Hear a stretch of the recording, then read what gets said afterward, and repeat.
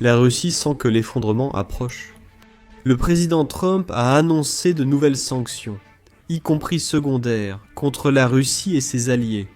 Et il semble que, comme prévu, tous les dirigeants russes sortent maintenant pour avertir le monde contre une guerre nucléaire. Nous avons Poutine, Lavrov et Peskov. L'axe habituel du mal. Et maintenant, ils disent tous la même chose. L'Occident sous-estime la Russie. Je ne sais pas pour vous, mais il me semble que c'est la Russie qui a sous-estimé l'Ukraine. Ils voulaient Kiev en 3 jours. Et maintenant, cela fait plus de 3 ans, et ils sont loin d'être près de la capitale ukrainienne. L'effondrement russe approche, et les dirigeants russes paniquent. Ils se concentrent sur d'autres pays, au lieu de se concentrer sur les citoyens russes, qui n'ont toujours pas d'eau. Comment vit-on sans eau à Donetsk occupé par les Russes? Sans honneur ni conscience? Est-ce normal? Vous détruisez votre santé? Pourquoi? Juste pour être ainsi humilié? Plus d'eau depuis le Dix. Où est-elle? Alors, entrons dans le vif du sujet, bien sûr, en commençant par les commentaires de Poutine.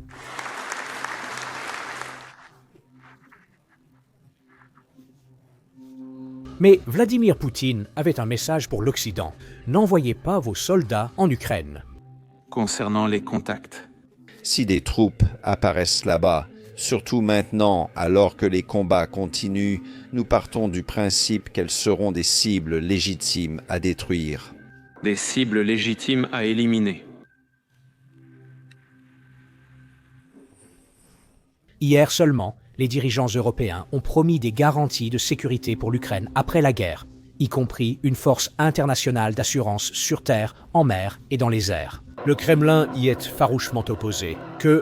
Ce qui rend cette situation encore plus embarrassante pour Poutine, c'est le fait qu'il s'agissait d'un sommet économique.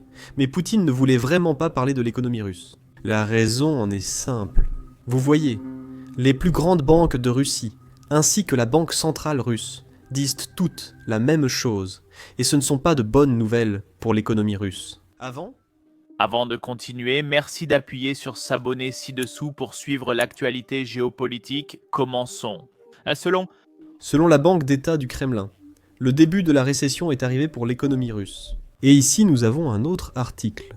Selon le directeur de la plus grande banque de Russie, l'économie russe est en stagnation technique, proche de la croissance zéro. C'est après que Poutine ait imprimé des milliards et des milliards de dollars pour financer son invasion insensée. Mais bref, je m'égare. Revenons au sujet que Poutine abordait réellement. Il ne peut pas accepter de troupes étrangères en Ukraine, parce que, d'une manière ou d'une autre, cela représente un danger pour la sécurité russe. Soit dit en passant, des troupes nord-coréennes en Russie ne posent aucun problème. Vous savez, qu'est-ce qui rend cette situation encore plus embarrassante pour le Kremlin? Nous avons en fait un courageux journaliste de la British Broadcasting Corporation en Russie, Steve Rosenberg, qui a posé exactement cette question au porte-parole du Kremlin devant un public russe. Pourquoi les troupes nord-coréennes peuvent-elles aller en Russie combattre les Ukrainiens, alors que l'Ukraine ne peut pas solliciter l'aide de ses alliés? Et devinez ce que la Russie a fait, ce qu'elle fait depuis le début de cette invasion. Ils ignorent tout ce qui a du sens. Écoutez par vous-même. Nous voyons cela comme un danger. La présence de forces internationales, de forces étrangères ou de forces de pays de l'OTAN sur le sol ukrainien à côté de nos frontières. Donc, selon notre compréhension, cela ne nous aidera pas à nous rapprocher de la résolution du conflit ukrainien. Mais Pourquoi, selon la Russie, l'Ukraine ne peut-elle pas inviter qui elle veut sur son territoire, alors que la Russie accueille des troupes nord-coréennes? Alors, c'est un danger pour nous. C'est un vrai danger pour nous parce que nous sommes un ennemi de l'OTAN. Les troupes nord-coréennes menacent l'Ukraine.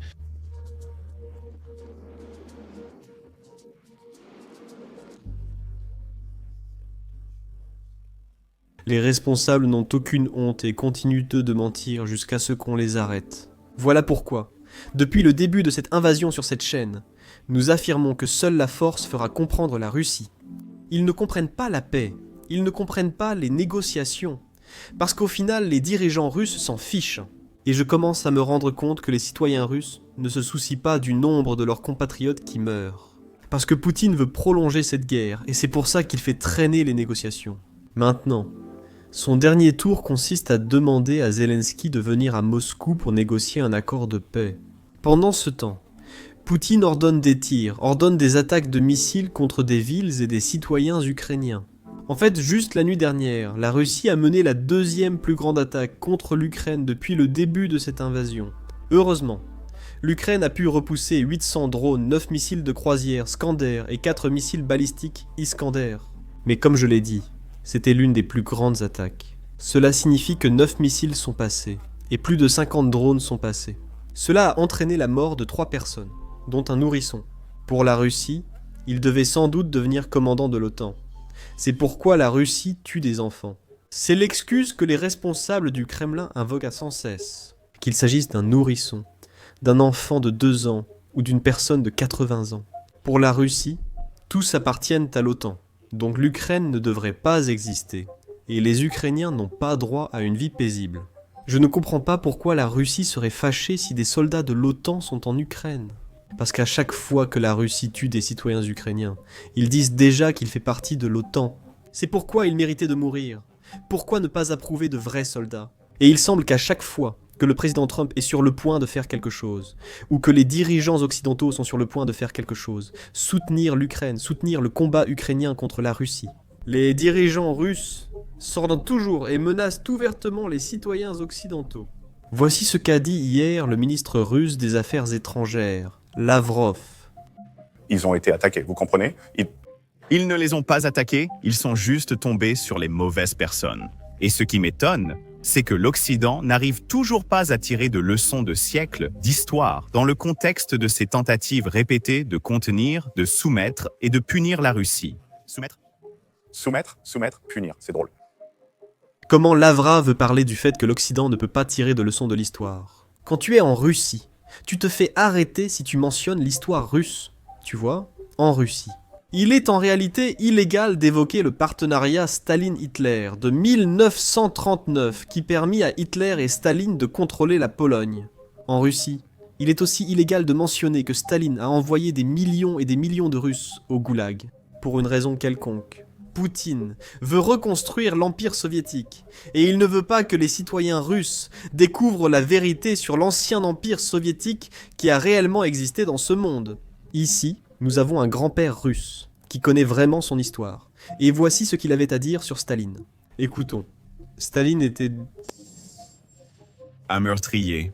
Il a tué beaucoup de Russes. Il a enterré nos plus forts, et maintenant nous sommes tous devenus faibles parce que les plus forts ont été enterrés par lui. Malheureusement, cela... Grand-père a été emprisonné pendant 1 an pour avoir dit quelque chose d'aussi anodin que Staline a tué tous les Russes forts. À la place d'un dirigeant russe, je soutiendrai ce discours pour éviter que cela se reproduise. Mais Poutine veut rendre cela illégal parce que, je suppose, il veut reconstruire l'Empire soviétique. Et heureusement, je l'espère vraiment quand je dis cela, il semble que l'administration américaine soit enfin prête à exercer une véritable pression sur la Russie.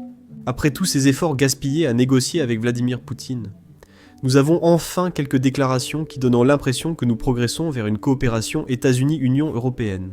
Des sanctions, non seulement contre la Russie, mais aussi contre tout pays soutenant la guerre russe ou enrichissant Poutine. Cela inclura l'Inde, la Chine, la Turquie, un autre membre de l'OTAN, le Brésil et certains pays européens. Le secrétaire au Trésor Scott Bessent vient de déclarer « Nous sommes prêts » à augmenter la pression sur la Russie, mais nous avons besoin que nos partenaires européens nous suivent. Parce que si les États-Unis et l'Union européenne font cela ensemble, nous sommes maintenant dans une course contre la montre. Combien de temps l'armée ukrainienne peut-elle tenir? Combien de temps l'économie russe peut-elle tenir? Et si les États-Unis et l'Union européenne imposent davantage de sanctions, des droits de douane secondaires sur les pays qui achètent du pétrole russe, l'économie russe sera en plein effondrement. Cela poussera le président Poutine à négocier. Ce n'est pas seulement Bessent. Trump a commenté Poutine tout ce temps et semble prêt à agir. En fin de journée, sans l'accord du président Trump pour les sanctions, rien ne se passera. Comme beaucoup d'entre vous le savent peut-être déjà, au Sénat. Un projet de loi à l'ordre du jour accorde au président Trump le pouvoir de sanctionner tout pays soutenant la machine de guerre russe. Et tout ce qu'il a à faire, c'est prendre la décision et il a l'appui légal pour appliquer les sanctions. Maintenant, nous attendons l'action, et il semble qu'elle pourrait arriver la semaine prochaine, parce que c'est ce qu'il vient de dire. Après la grande attaque russe mentionnée plus tôt dans la vidéo, la Russie avait lancé une attaque assez importante contre l'Ukraine ce week-end, mais il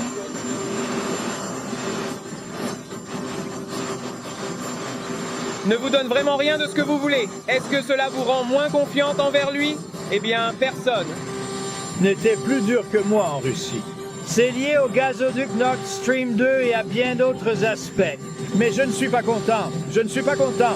Je ne suis pas content de toute la situation. Vous savez, c'est intéressant. Cela ne nous affecte pas parce que ce ne sont pas nos soldats, mais ils sont en train de perdre maintenant. Je vous disais, avant 5000, ils perdent 7000 entre l'Ukraine et la Russie. 7000 soldats chaque semaine. C'est un gaspillage d'humanité tellement horrible. Donc non, je ne suis pas ravi de ce qui se passe là-bas. Je vais vous dire, je pense que ça va se régler. Donc j'ai réglé cette guerre. Celle-ci, j'aurais dit que ça aurait peut-être été la plus facile à régler de toutes. Mais avec la guerre, on ne sait jamais à quoi s'attendre. Mais nous allons y arriver, je crois que nous allons régler ça. Mais je ne suis pas satisfait d'eux, je ne suis pas satisfait de ça. Eh bien, nous allons voir. Je veux dire, nous avons des discussions très intéressantes. Vous savez, l'Europe, certains dirigeants européens vont venir dans notre pays lundi ou mardi, et individuellement. Et je pense que nous allons régler ça, je pense que nous allons le régler. Nous devons le faire. Tu ne peux pas perdre. Tu sais, quand tu perds entre 5 et 7 000 soldats par semaine sans raison, il faut régler ça. De toutes les guerres, que ce soit le Congo ou le Rwanda, ils disaient que c'était impossible à régler. Regarde chacune d'entre elles. Je veux dire, chacune de ces guerres était impossible. Je les ai toutes réglées, 7 d'entre elles. Je croyais que celle-ci serait la plus facile. Ce n'est pas le cas, mais je pense que ça va s'arranger. YouTube vient juste de faire une annonce stupéfiante. Il paye les créateurs 64 millions de dollars par jour. Pourquoi? Eh bien parce que YouTube n'a pas assez de créateurs. C'est pourquoi vous voyez des vidéos sur votre page d'accueil qui ont déjà moins de 1000 vues, comme celle-ci juste ici. Bien sûr, cela ne veut pas dire que tout le monde devrait créer une chaîne. Mais si vous vous êtes déjà demandé si vous deviez lancer une chaîne YouTube ou une chaîne sans visage, c'est le moment idéal. YouTube paie des créateurs des millions de dollars chaque jour, et il met en avant les chaînes nouvelles et plus petites, plus que jamais. Je suis sûr que vous avez des questions sur comment lancer et développer une chaîne. Nous recevons souvent des questions par email de certains d'entre vous. C'est pourquoi nous avons décidé de rassembler tous nos conseils YouTube dans une seule vidéo YouTube, entièrement gratuite. Donc, si vous êtes intéressé par la création de votre propre chaîne, vous pouvez regarder cette vidéo ici sur YouTube en cliquant sur le lien dans la description ou sur la fiche à l'écran. Maintenant, auparavant, le président Trump avait déclaré qu'il était dans la première phase de son plan, ce qui signifiait essentiellement qu'il essayait d'obtenir une résolution pacifique, en accordant beaucoup de concessions à la Russie, ce à quoi l'Ukraine a effectivement consenti.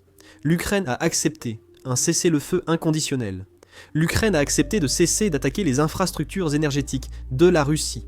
L'Ukraine a aussi accepté de rencontrer Poutine où il veut, sauf à Moscou. Et même après tout cela, c'est Poutine qui ne voulait pas la paix. Clairement, la première phase n'a pas fonctionné, donc l'espoir était qu'il passerait à la deuxième phase, et il semble que la deuxième phase consiste à mettre la pression sur la Russie. Et on lui a posé cette question récemment. Et voici ce qu'il a répondu. Maintenant,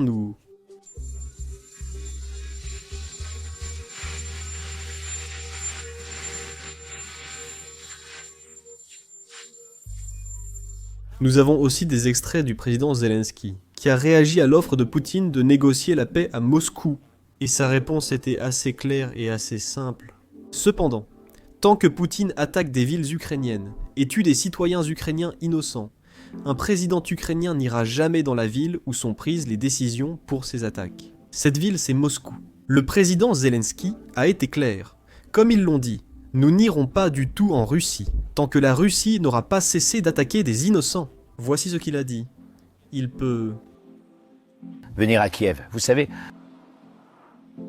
si une personne ne veut pas se rencontrer pendant la guerre, bien sûr, il peut proposer quelque chose qui ne peut pas être acceptable pour moi ou pour d'autres. C'est compréhensible. Je ne peux pas aller à Moscou quand mon pays est sous les missiles, sous les attaques chaque jour. Je ne peux pas aller dans cette capitale de ces terroristes. C'est compréhensible et il le comprend. C'est la même proposition que j'ai dite qu'il doit venir à Kiev. Oui, donc c'est compréhensible qu'il fasse cela encore une fois pour reporter la réunion. Nous avons dit, j'ai toujours dit qu'on ne peut pas faire confiance à Poutine.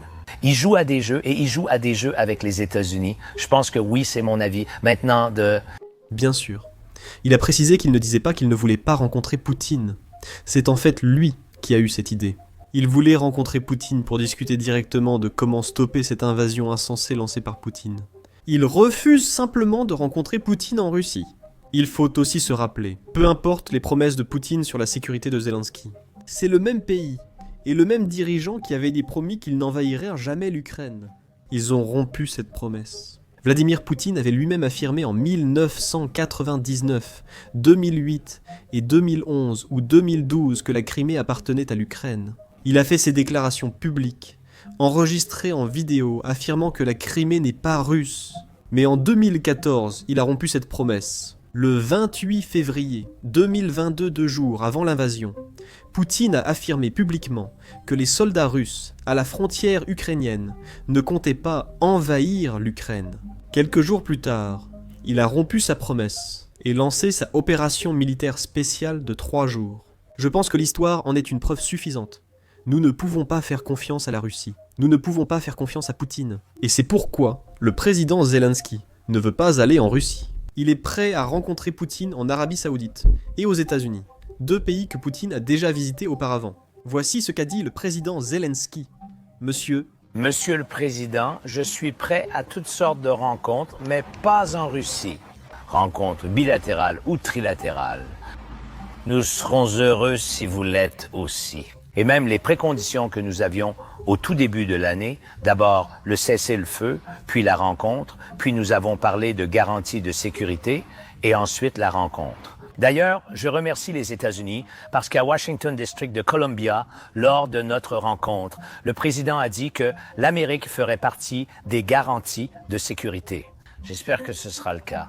Il a aussi... continue d'expliquer comment nous pouvons arrêter cette guerre. La seule façon d'y parvenir est de faire pression sur la Russie et ses soutiens à la guerre. Selon le président Trump, pour gagner une guerre, il faut de l'argent et encore de l'argent.